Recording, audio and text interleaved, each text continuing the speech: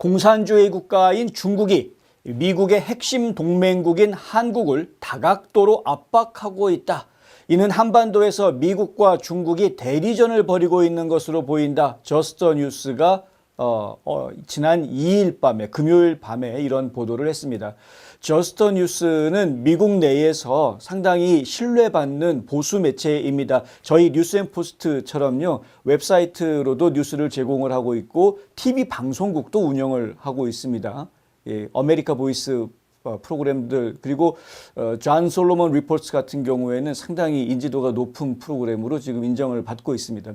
이 저스트뉴스는 중국은 지난주 중요한 히토류 금속이 포함된 제품을 미국에 수출하는 한국 기업을 처벌하겠다라고 위협했는데, 이는 일련의 정치적 탄핵으로 이미 혼란에 빠진 아시아 경제 강국이자 미국의 굳건한 동맹국 한국을 얘기하는 거죠. 이런 나라에 대해서 최근에 내린 타격이다. 한국의 지난해 중국산 히토류 수입 의존도가 79.8%라고 합니다. 히토류는 여러 용도에 쓰입니다만 특별히 관심을 갖고 있는 부분들이 자동차, 전기 자동차하고 반도체 이런 부분이죠. 이 매체는 한국의 대통령직이 12월 이후 2번의 탄핵과 1번의 복권, 2번의 임시 대통령 권한대행 체제로 회전문 정국을 이어왔다라고 보도를 합니다. 그러면서 2024년 12월 윤석열 당시 대통령이 계엄령을 선포하면서 위기가 시작됐고 6월 3일 이제 조기 대선이 예정돼 있다, 이렇게 한국의 정세를 간략하게 소개를 합니다. 자, 2번 탄핵이 있었죠. 윤석열 대통령 탄핵할 때 첫 번째 탄핵했는데 그 탄핵 내용에 문제가 있다. 두 번째 탄핵 다시 해가지고 탄핵 소추안이 2번 만들어졌다는 거 기억하십시오. 그런데 결국은 두 번째 만들어진 탄핵 소추안에서도 내란죄라는 것이 들어가 있었는데, 정작 헌법재판소에 가가지고 심판을 받을 때는 내란죄는 또 빼고 이야기를 했고요.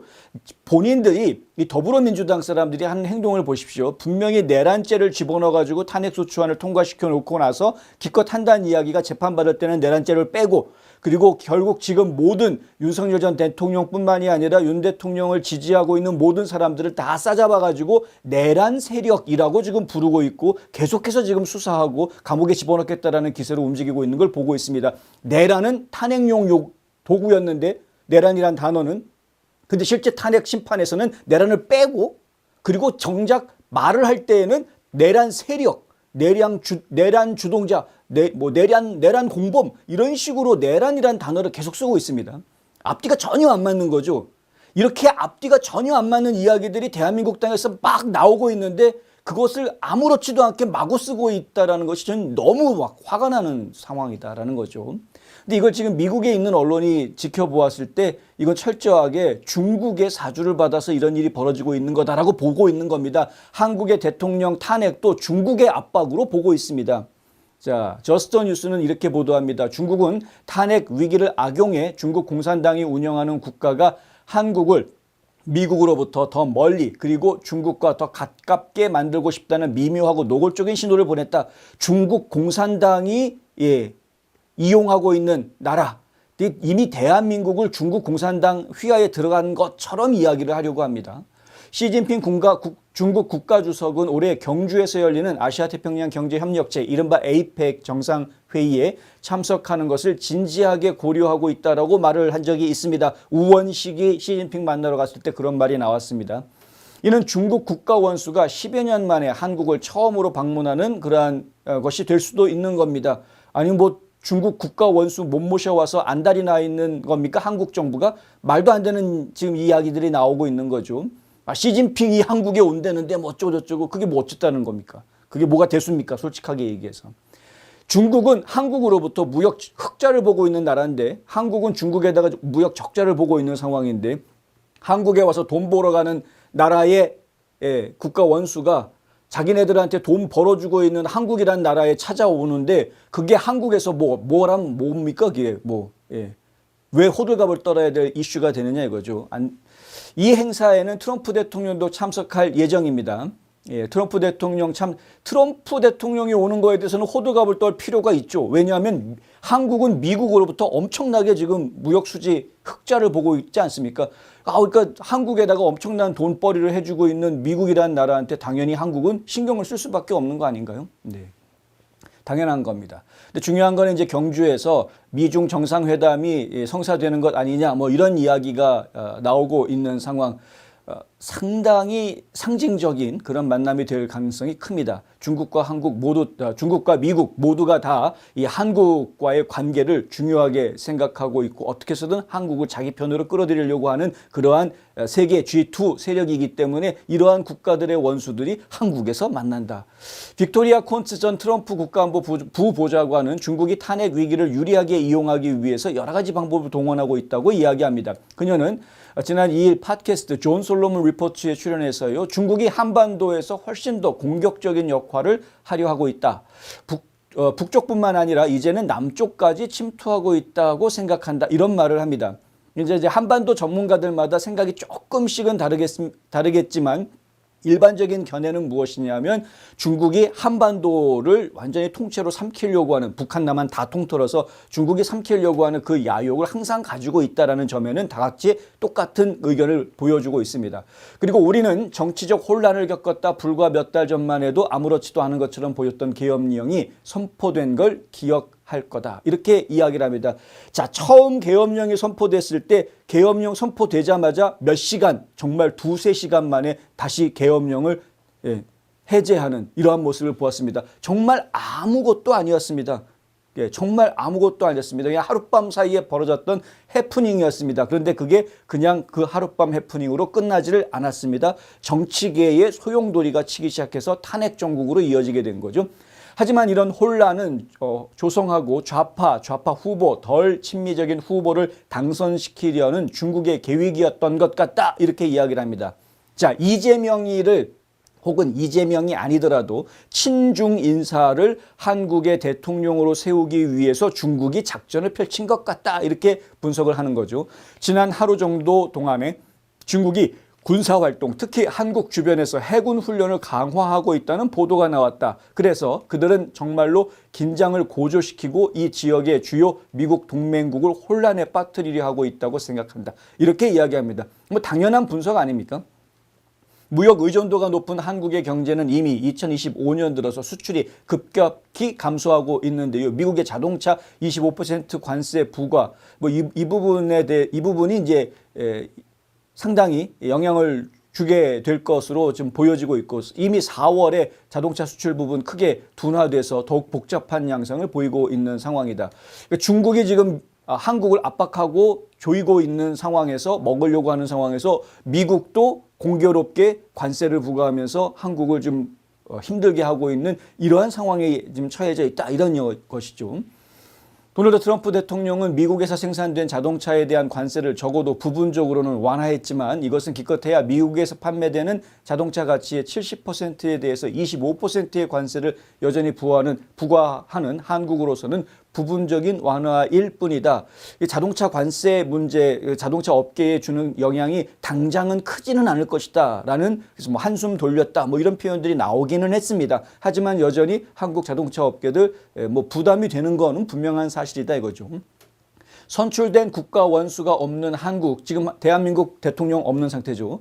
이 한국은 트럼프 행정부가 동맹국에 대해서 호의적인 협상을 기꺼이 해줄 의향을 비쳤음에도 불구하고 불리한 입장에 처해 있습니다. 일본 보십시오. 일본은 지금 벌써 회담을 여러 차례 진행을 했고 상당히 빠르게 일이 진행이 되고 있고 미국과 일본과의 관계는 그 어느 때보다도 다시 좋아지고 있는 모습을 보여주고 있는데 한국은 지금 어떻게 하고 있느냐 이거죠. 이번 주에 한국의 협상팀, 지난주에 한국의 협상팀이 미국 무역 대표부 관계자들과 이틀 동안 기술적 논의를 위해서 워싱턴 DC를 방문을 해서 만남을 가졌습니다. 한국 협상팀은 미국의 관세에 대한 면제를 모색하고 있지만 본격적인 회담의 토대를 마련하기 위한 기초만 다졌을 뿐 협상은 7월 달에 이루어질 것이다라는 애매모호한 얘기만 하고 끝났습니다. 한국이 직면하고 있는 문제는 트럼프 관세나 국내 문제 때문만은 아니다라는 것이 저스트 뉴스의 지적입니다. 점점 더 많은 전문 분석가들이 한국의 문제 중 적어도 일부에서 중국의 지문을 발견하고 있다고 말한다.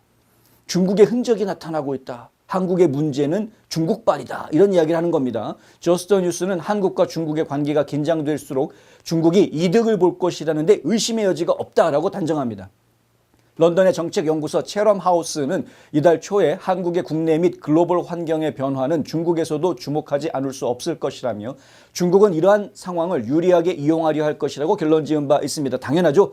한국에서 뭔가 좀 불안한 문제가 생기면 중국은 어떻게든 그것을 이용하려 할 것이다. 근데 그 불안한 문제라는 게 따지고 보면 중국에서 조종한 것 아니냐, 처음부터 그렇게 만들어냈던 것 아니냐, 이렇게 의심이 가는 부분들이 많다는 겁니다.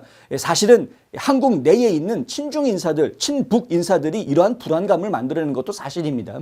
저스터 뉴스는 중국의 관심사는 소국적 기회주의를 넘어설 것이라고 내다봤습니다. 미국을 압박하기 위해서 한국을 이용할 것이라는 분석입니다.